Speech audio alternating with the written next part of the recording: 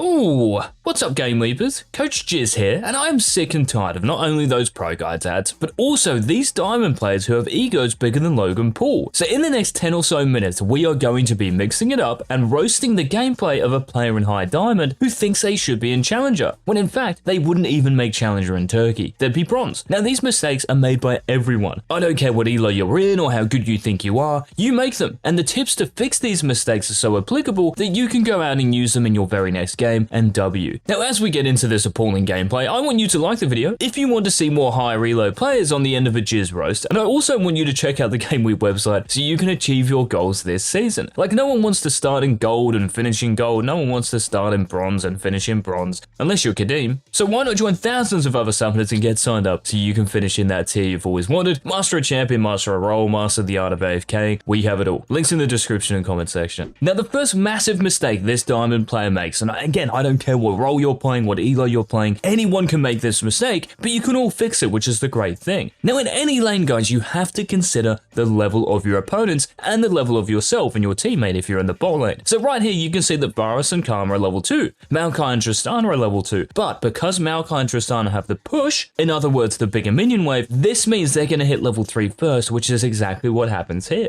Now why is this important? Well, when Tristana hits level 3, she has all of her basic abilities, which is really when she comes online. You can apply this to Zed, to Riven, to Kiana, to Silas. Like, it doesn't actually matter what lane you're in, level 3 has to be respected, especially when the enemy champions have the bigger minion wave here. So what should Varus do in this situation? Well, standing close to this minion wave is a massive mistake, guys. You never ever, if you have a level disadvantage, want to be standing too close to the enemy minion wave because the enemy champions can jump right on you here, which is exactly what happens. And as a result, Varus ends up dying here just from this simple mistake. So whenever the enemy champions have the bigger minion wave and they have a level advantage, never ever move up, guys, to risk your life just for a CS. Let the minion wave come into you because it will. Just show a bit of patience, that's it. Otherwise, you're risking your life for no real reason, and if you do end up dying like Varus here, you are going to be in a massive deficit when you come back to lane because you're not on the map to CS, you're not on the map to farm and get golden experience, so it's a massive mistake here. Now, as Varus waddles back to this lane, guys, he's going to make another cardinal sin of a mistake, which ends up in him dying, and this is something you cannot do ever in your games. So Karma ends up killing the enemy AD carry here. Now this has to do with wave management. You can see that Varus has the bigger creep wave, right? So it's going to push into Tristana and Maokai eventually. But here the big question is, do you either slow push or do you hard push? Now you should never ever push your minion wave hard if you cannot get it into the enemy turret before the next wave comes into the lane. So you can see here on the map how the next minion wave is in between the tier 3 and tier 2 turrets on Varus's side. This means that on the enemy side of the map, it's going to be in the same position. Now because this is a cannon wave, Varus alone doesn't have enough wave clear to get rid of these enemy minions, so the current minion wave gets into the enemy tower before Tristana comes back to lane and before that next enemy minion wave gets to lane. So this is really crucial, and what you'll see end up happening is that Maokai is actually waiting in a brush, waiting for Varus to push this in, and as you can see, when he's moving up here with this creep wave, he's in such a dangerous position. So all you have to do if you cannot hard push your wave into the enemy tower is to just last hit. That's all you can do. Now you could have taken it a step further and said, well, he should have pinged Karma because he wants help to shove the wave, so Karma could have potentially stayed to help him do that. But even in High Diamond, guys, you can see that controlling your support is hard, and especially in lower elos, it's going to be even harder. So you have to take responsibility on yourself. And because Varus is in such a precarious position, he messed up the minion wave, he hard pushed it when he shouldn't have, he ends up dying and he's 0-2 again. And Tristana is kind of let off the hook after dying to Karma here. So never ever do this in your games, guys. If you can't push the enemy minion wave out before the next wave gets into the lane, just slow push it. Just last hit, you'll be a lot safer and you'll die a lot less. Now this Diamond Varus, guys, is going to make exactly the same mistake here. So when these two cannon waves collide, Varus has really just got back to lane. As you can see, he's not sitting on that much gold, only 370. So yes, he can maybe back and get a longsword, but it's not really that substantial, right? So really he wants to stay in lane and farm up a bit more before he recalls again. So when he's auto-attacking these minions here, again, it's the same mistake. He cannot push this wave quick enough, even with Karma here, to get it into the enemy tower before Tristana and Maokai get back to lane. Now why is this so bad? Well, Maokai and Tristana can actually actually freeze the wave, or they can hold it on their side of the lane for a significant period of time. And this means, of course, that Varus and Karma have to move up further in the lane, and because they're in a deficit at the moment, you can see Tristana is well ahead of Varus. This means that they're more killable, and the lane is just way too risky to even be in. So if you're in this position, guys, never ever just hard push a wave, never just auto attack minions for the sake of it. There has to be a purpose behind it, there has to be a reason for doing everything you're doing in this game. Otherwise, you are going to be diamond, you're not going to get to challenger, you're not going to get to master plus, you're going to be in diamond and everything below that. So again, if you cannot get that minion wave in, just last hit. And as you can see in the next couple of waves, this lane is being played on the enemy side of the lane. Now this Tristana is actually making a mistake as well. She's just auto attacking the minions when she should really just be last hitting again, keeping the wave here as long as she can, so the lane is really risky for Varus and Karma to play. But because this is diamond NA, thinking really isn't part of the game, so Varus and Karma get let off the hook. Now in this situation right here, guys, Diamond Varus finally gets it right in the wave management department. He's got the lane in a great position, and because he's actually losing lane, freezing the lane here, so all you're doing is last hitting, is actually going to allow him to potentially get back in this game. Because for the enemy Tristana and Maokai, it's actually risky to stay in this lane now, right, just based off the position of it. But then he completely undoes his good work and starts pushing the wave for no real apparent reason. And this is just massive autopilot mode. Again, it's just like auto attacking minions for the sake of it, because you're bored, you can't be bothered to show a bit of patience. So again, guys, patience with waves. Slow pushing and freezing the wave, all you're doing there is just last hitting. It's going to keep you much safer, it's going to let you get back in games where you are behind. And as you can see, because the lane is now pushed up,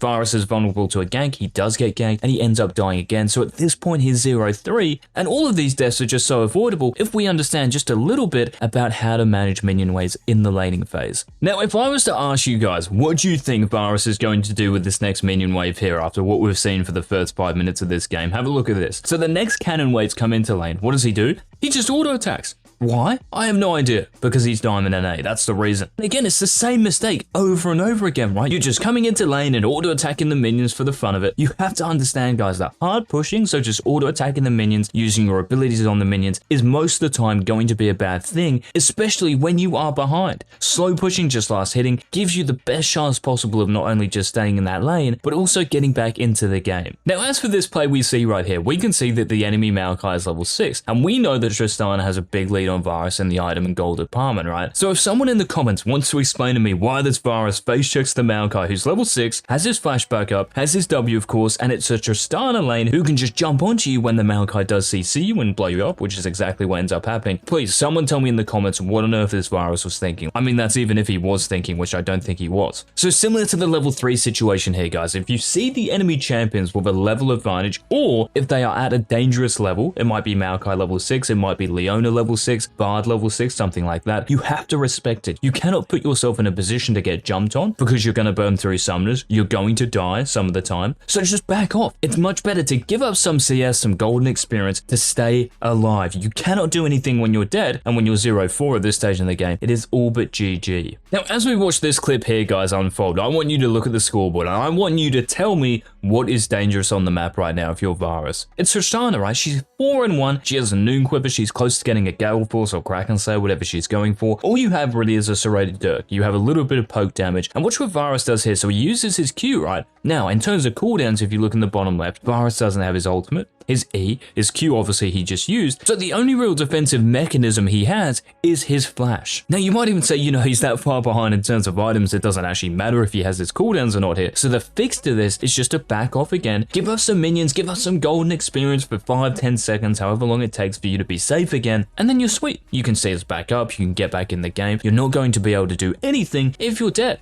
And you can see here when Varus runs away, he's literally got nothing. He auto-attacks his Tristana twice and that's it. So when you have no cooldowns, guys, and you're in such a big deficit in terms of items like Varus was here, and levels as well, he was 2 levels down, you have to play differently. It's not the same as you having the same items, the same levels, the same cooldowns. You have to adjust your play according to the conditions on your screen. Now, if you're enjoying these roast series, guys, please let me know by leaving a like on this video. And this next tip I want to show you right here. Why is Varus standing still? Can someone tell me? He's AFK. Alright, in your games, guys, this is a tip. Never ever stand still in AFK. Now, in this situation, he actually has enough damage to clear this wave before Maokai and Tristana get back to lane. So he checks this brush in the bottom right, which is a great idea to check for Master Yi. So in your games, guys, if you ever think the enemy champion or champions are getting ready to ambush you in a bush, try to check it by using an ability in there, or of course you can just place a trinket or a control ward. But the issue here, guys, is that because he was AFK for a couple of seconds standing under his tower, he doesn't actually get the wave fully under Tristana and Maokai's tower. And you can see how dangerous again this lane is. And it's like this game is just a broken record at this point. It's like the deaths are just on repeat. So what happens as a result? Yeah, he dies. So in your games, guys, every bit of time, every second you waste, every half a second you waste is so valuable. And hopefully you can see from this game, when I say to students, the waves are everything in this game, especially when you're laning, of course. If you don't know how to manage them, if you don't know when to slow push, when to hard push, when to freeze, there is no way you get to high Elon. I'm talking master plus it. This is why this Varus is in Diamond. Maybe his mechanics are good on Varus, maybe his mechanics are good on any other ADC that he plays, but he has absolutely no understanding of how to manage waves, and this is why at this stage of the game, he's 0-6. 0-6. So I want you to look at these mistakes, guys, and think about them. Do not commit them in your game. Apply the tips that we've talked about, and you will not only be able to get to Diamond, hopefully, but also beyond that as well, because you will have the basic understanding of how to manage waves in your lane, how not to screw yourself over. It's that simple. So as always, thanks so much for watching. Remember to check out the GameLeap website for all your League of Legends needs. And until tomorrow's video, this has been the Jizz. Bye.